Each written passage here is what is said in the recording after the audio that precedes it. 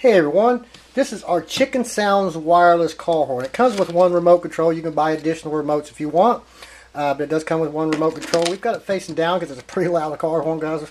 We'll play it here in a minute. Simple process to hook up. The black wire will go to a ground somewhere, go to your battery or just anywhere it's got a ground source. And the red wire will go to a positive 12 volt power source. It can go to your battery or fuse, wherever you have 12 volts. Pretty simple, guys.